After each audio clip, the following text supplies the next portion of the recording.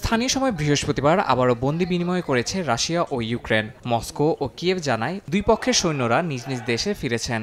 Ukraine জানায় ফিরিয়ে আনা বেশিরভাগ সৈন্য 2022 সাল থেকে বন্দী ছিলেন। অন্যদিকে রাশিয়ার প্রতিরক্ষা মন্ত্রণালয় জানায় মুক্ত সেনারা বর্তমানে বেলারুশের চিকিৎসা ও পুনর্বাসন সেবা নিচ্ছেন। ইউক্রেন জানায় সর্বশেষ বিনিময়ে আহত ও অসুস্থ সৈন্যরাও ছিলেন, যাদের বয়স 24 থেকে 62 বছরের মধ্যে। আরও বিনিময়ের আশ্বাস দিয়েছেন তারা। তবে এই অগ্রগতির মধ্যেও কিয়েভ ও মস্কোর মধ্যে শান্তি আলোচনায় কোনো অগ্রগতি হয়নি। দখলকৃত ভূখণ্ড ছাড়তে রাজি নয় রাশিয়া।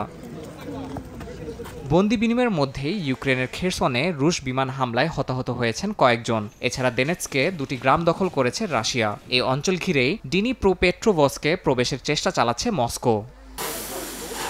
তবে সুমি অঞ্চলে রুশ আগ্রাসন প্রতিহত করার দাবি করেছে ইউক্রেনের সেনাপ্রধান। এতে প্রায় 50,000 রুশ সেনা মোতায়েন ঠেকানো গেছে বলে জানান তিনি। ওই এলাকায় প্রতিরক্ষা জোরদারে নতুন ইউনিটও গঠন করেছে কিয়েভ।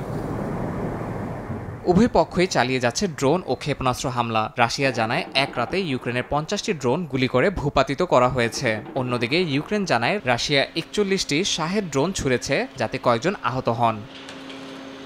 ইয়াসিন মোহাম্মদ জিসান, সময় সংবাদ।